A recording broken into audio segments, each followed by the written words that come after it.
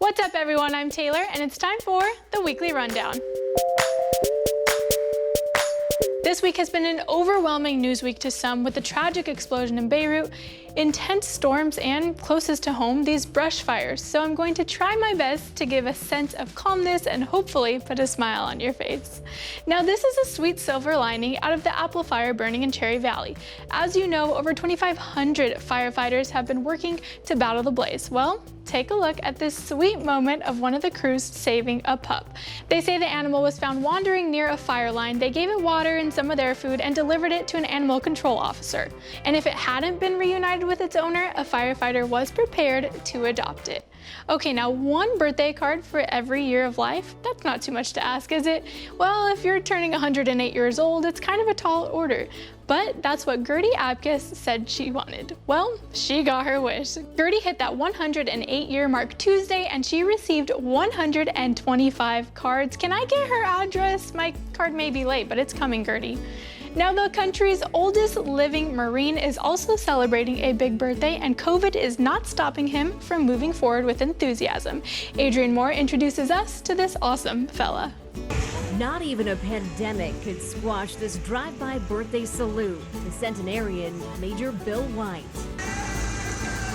At 105, he is the oldest living Marine. So, how's he feel about it? Feels as good as it was 104. Major Bill's positive spirit, just one of many reasons there's so much love and fanfare outside his Stockton assisted living facility. He was in Shanghai before World War II and the Japanese invasion and all that. His Iwo Jima got blown up with a grenade, recovered from that, spent 30 years total in the Marine Corps. Just an amazing guy. For his family members who haven't been able to visit much because of coronavirus, this celebration is nothing short of remarkable. It's very heartwarming and very, it does get to you that there are so many people that love him and appreciate him for his service. United States Marine. We first met Major Bill back in February when he stole hearts asking for a few Valentine's Day greetings. In what eventually became known as Operation Valentine's Day, he brought in more than 500,000 cards and gifts from around the world, including a special note from NASA and President Trump. Back at the drive-by festivities, Major Bill is embracing this birthday milestone and is already looking forward to the next big celebration. Right now I'm trying for 106. When asked, Major Bill said one of his secrets to longevity is that he keeps his mind sharp by reading. Now, for a California couple forced to postpone their wedding, it was Domino's Pizza to the rescue. Everyone confused? Let me explain. Like so many, the couple's plans were sidelined by the pandemic. They had responded to a Domino's ad for a pizza-themed rain check registry for couples in similar situations. They were expecting about $40 in free pizza, but instead they got an email. Hey, not only did we buy your Domino's registry, but we bought everything. Yep, Domino's paid for their entire registry, all $4,000 of it. The couple now has to wait until 2021 for a slice of wedded bliss, but in the meantime, Domino's definitely delivered. So you know those SOS songs? There's one by Avicii, Rihanna, and the Jonas Brothers. Yeah, well, cue your favorite one because it fits this next story all too well. Jeremy Roth has this and more. Like something out of a movie, 3 stranded sailors were saved by an SOS in the sand.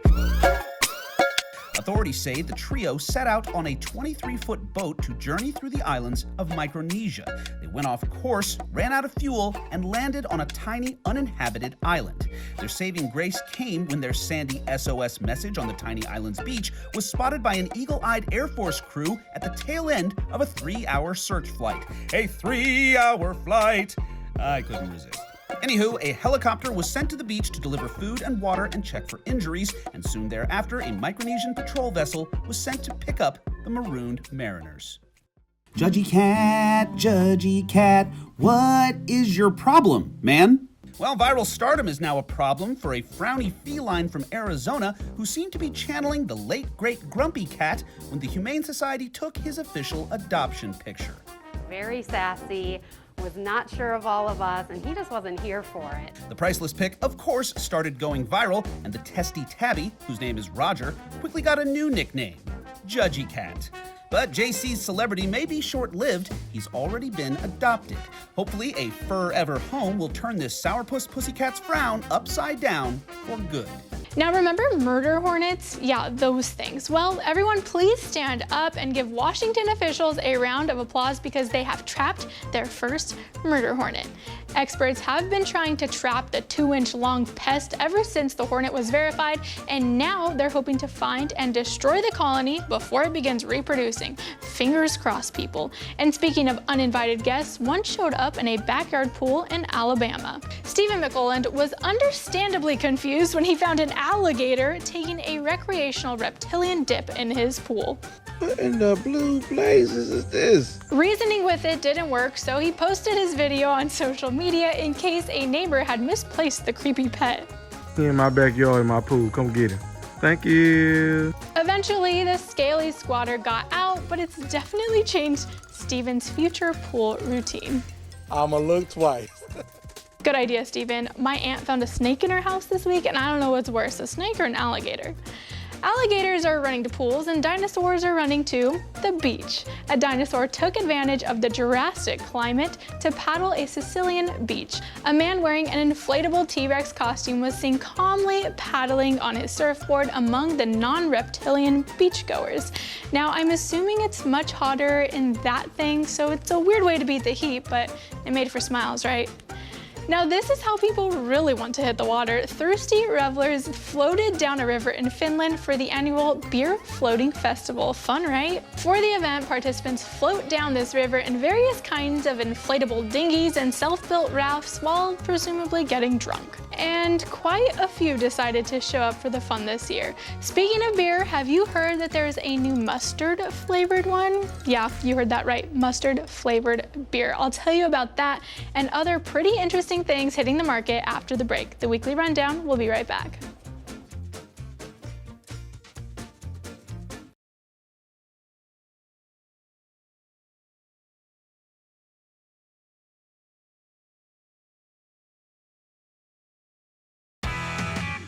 Welcome back to the Weekly Rundown. Now, I know you have been waiting anxiously to hear about the mustard flavored beer, so I'll give the people what they want. One brewer is celebrating National Mustard Day by adding the spicy condiment to its beer. Spicy? I don't know if it's spicy, but that's right. Oscar Blues has teamed up with French's Mustard to offer mustard beer. It's available at 2 of the brewer's tap rooms in Colorado and 1 in North Carolina. But what about Cali? I guess us Californians will have to order it online or take a little road trip. I bet a pretzel would taste pretty yummy with that, huh? Okay, now what else is yellow and yummy? Mac and cheese. It's the cheesiest, and now it's for breakfast. That's right, it's a kid's dream come true, chowing down on a big bowl of mac and cheese to start the day. And it seems like a lot of kids have been living the dream recently, with 56% of parents telling Kraft they're serving it up in the morning more now than they ever have before. That's what lockdown life will do for you. So Kraft is playing along. They've come out with these limited edition boxes with the word breakfast over where dinner usually is. I love mac and cheese, I'll find some. Now to something a little more breakfasty, coffee. A few episodes ago, I asked you what Coffee Mate seasonal creamer you would want to see on store shelves. Well, Coffee Mate has unveiled its highly anticipated seasonal offerings. Drumroll please. Toll House cookies and cocoa. Coffee Mate's pumpkin spice and peppermint mocha will also return. The seasonal flavors will be available in grocery stores as soon as September, so we are all counting down, and they will stick around until the end of the year. And Coca-Cola is mixing it up, debuting Coke with coffee next year. It will combine regular Coke with Brazilian coffee, and it comes in 3 flavors: dark blend, vanilla, and caramel. The drinks will have double the caffeine of a regular Coke. Coca-Cola is trying its hand in another market too. The soda company plans to launch a new hard seltzer. This will be a first for Coca-Cola. The seltzer will be introduced initially in select cities in Latin America later this year. The company has not said if it will eventually bring the product to the US. Well, Okay, now imagine driving across the country to satisfy a craving, like looking for mustard beer maybe, only to find the restaurant you're headed to has closed its doors. Well, that was the case for a Florida man determined to hunt down a burger fit for the king himself. Gene Anderson has been all across America this summer. Down in Florida, headed out to Oregon, then down the California coast. But the Floridian had one thing on his mind the whole trip, the Elvis Burger from the Pink Cadillac Diner in Natural Bridge. Some diner there that my buddy says I have to get an Elvis Burger. I'm actually sort of a vegetarian, or try to be, but you know, hey, you can't pass up an Elvis Burger. It's a quest. The diner was closed during his first try. Please come back and see us. We hope to have you eating inside. He came back on Wednesday, but the Pink Cadillac was closed again. A Facebook post from the diner claimed it might never reopen. Owner Brian Torrance said the stress of COVID-19 got to him. I cracked yesterday. I kind of reached a mental limit, if you will, and thought this is it. Torrance eventually met the weary travelers. He told them the Pink Cadillac will rev up its engines again, and he grilled a very special order for them before they left. Making those Elvis burgers for those guys just made me think, no, we're gonna reopen. Anderson's 1,000-mile journey led directly to this single bite. Let's just say it left his taste buds all shook up. That is a tasty burger. Those two burgers helped Torrance remember the joy of cooking. And it's not as dire as I thought it was. Probably I just needed a mental health day. And let the travelers realize. Yeah, if I'd have known I was going to be eating a burger on the side of a hill in Virginia. Some hidden treasures are worth chasing. I like to see these people back at work and putting out some good food. The Pink Cadillac Diner reopened to the public last week, and the owners said they will try their hardest to keep things going even in these incredibly tough times. Okay, now Chipotle lovers, it may or may not be a sign of commitment, but some Chipotle customers will be wearing a little bit of the company's avocados on their sleeves. The Mexican Grill is rolling out a new clothing line that will be dyed with leftover avocado pits. The company says it ends up with about 300 million pits every year that usually wind up in landfills, but by using those pits to dye clothes and other wearables, the company is hoping to help the environment. The clothing line will include Chipotle t-shirts, sweatshirts, tote bags, jean jackets, and other items. And do you remember the Fyre Fest? LOLs. Well, you can now buy merchandise from the 2017 Fyre Festival fraud in the Bahamas. The U.S. Marshals are auctioning hats, shirts, wristbands, and other branded items like these from the festival. Proceeds will go to victims of Billy McFarland's $26 million scam. If you're unaware, McFarland sold tickets for thousands of dollars to the supposedly luxurious event in the Bahamas. He got social media influencers to pitch in and promised bands like Migos and Blink-182. Instead, ticket holders found an underdeveloped island with poorly constructed tents and skimpy food options. Side note, there's a whole documentary on the fiasco and it's worth a watch. Now, some new documentaries also worth a watch. Well, actually, I don't know if they're worth a watch, but we'll find out after the break when Manny reviews Boys State and 1,000 Cuts. Plus, America's Got Talent is back, and in honor, I'm showing you some of the most memorable moments in AGT history. The weekly rundown will be back in 2.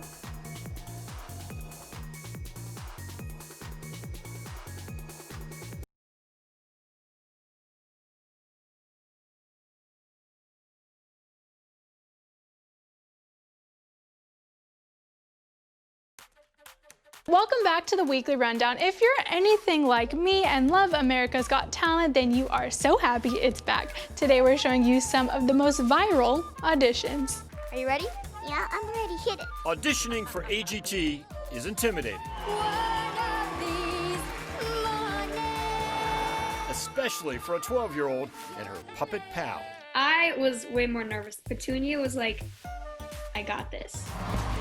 Getting the golden buzzer was just the start for Darcy Lynn Farmer. I went back to school and people were staring. That's when I was like, what is happening right now? Life kind of feels a little bit different. Hundreds of millions of social media views followed, and Farmer eventually won season 12. We've toured for almost 3 years now. We've been to 46 states. It's crazy. I've just gotten so many opportunities that I wouldn't have gotten if it hadn't been for AGT. Just pick one. For Shin Lim, it took prodding from his wife to even try out. You're gonna win America's Got Talent. And I remember her, she was so certain when she said that. And I guess that kind of reassured me. But Lim's slick performance that night belied his nerves. But when it came to the actual butterflies in my stomach, yeah, I had all of those. His spellbinding audition also went viral on the way to winning season 13. The best way to describe it would be shell-shocked.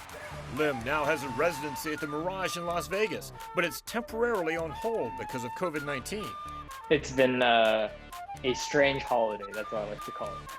But the magic that is AGT keeps finding a way to continue. Mark Barton, NBC News. By the way, Darcy Lynn is slated to make a return visit to AGT for the live results show on Wednesday, August 19th, and she told Mark she'll be introducing a brand new, never-before-seen puppet friend on that episode. Switching things from shows to movies now, everyone's favorite movie critic, Manny the Movie Guy, reviews 2 documentaries, Boy State and 1,000 Cuts. Hello movie buffs, 2 new documentaries for you. So let's begin with 1,000 Cuts. Mr. President, is it important that people be afraid of you? Fear. Yes. Opening in select theaters and virtual cinemas this weekend is this thought-provoking look at press freedom in the Philippines, embodied by the embattled Rappler CEO Maria Ressa. I'm Maria Ressa. On the other side of the spectrum is President Rodrigo Duterte, hell-bent on punishing those criticizing him. Started with the drug war. Do not do drugs. If power doesn't want a story told, they go after the independent press. From award-winning director Ramona S. Diaz, who gave us Imelda and the Journey documentary Don't Stop Believin', this character-driven masterpiece is a call for action for everyone, not just the Philippines. They test the tactics of how to manipulate America in our country. 1,000 Cuts is a sharp-as-knife documentary that will pierce through your heart. So, I mean it when I say, watch 1,000 Cuts, one of my favorite, if not the most important movie you'll see this year.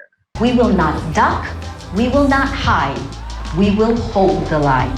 And for that, 1,000 Cuts gets the perfect 4 out of 4. Hooray for press freedom kisses.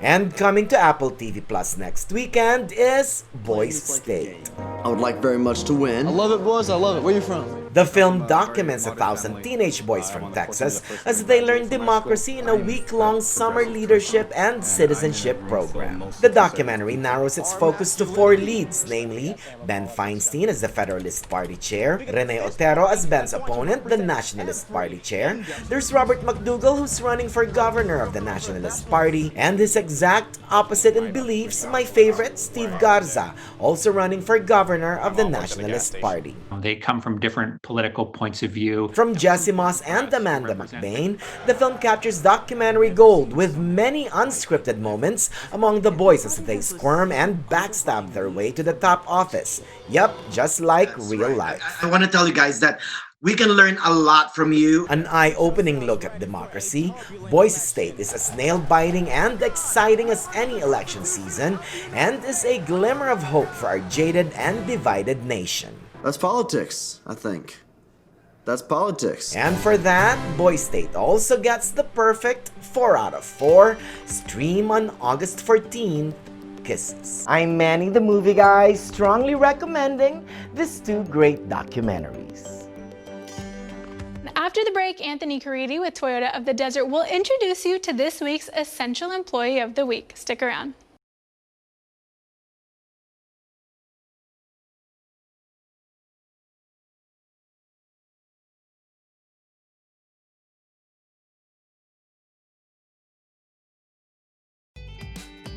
Welcome back to the Weekly Rundown. Anthony Caridi here with Toyota of the Desert.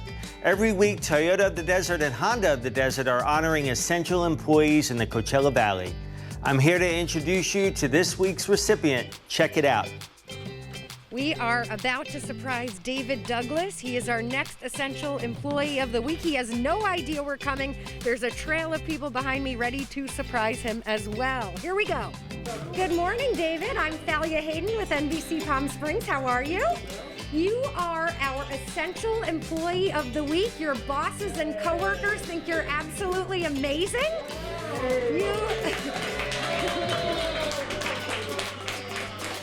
We're told you are on the front lines and you work tirelessly here, so we have Toyota of the Desert and Honda of the Desert with a check for you, as well as the fact that you will be featured on our newscast bright and early. Thank you guys. I'm thrilled. I'm thrilled. And I'm just blessed to be here. Thank you guys so much. When you saw us coming, what were you thinking? I didn't know what to think. I was shocked. But thank you guys so much. CVRM is a blessing. Yeah, we heard you've been here 5 years, and what's your favorite part of the job?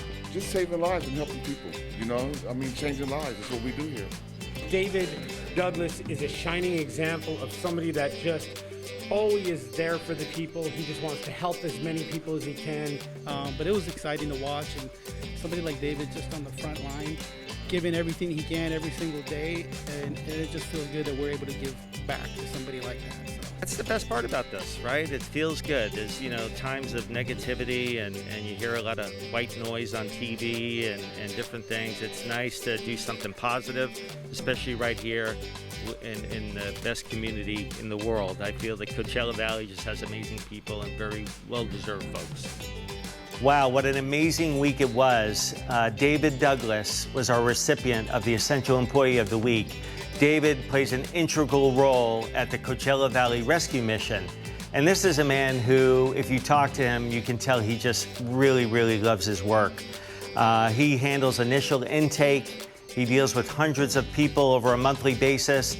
And he just is there to save lives, give inspiration, and help people in need throughout the Coachella Valley. Just a great, great man who loves his job. And we were so honored to be with him that morning. Well deserved. Way to go, David. Now, just like Gil did last week, I'm leaving you with an encouraging quote of the week. Be thankful for what you have, and you'll end up having more. If you concentrate on what you don't have, you'll never have enough. And that quote is from Oprah Winfrey herself. The Weekly Rundown will be right back.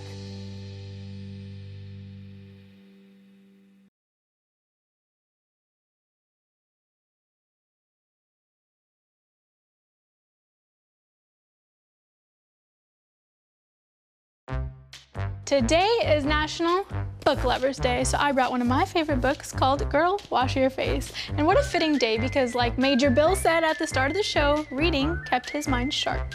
That's all I have for you today. Have a great week and stay positive.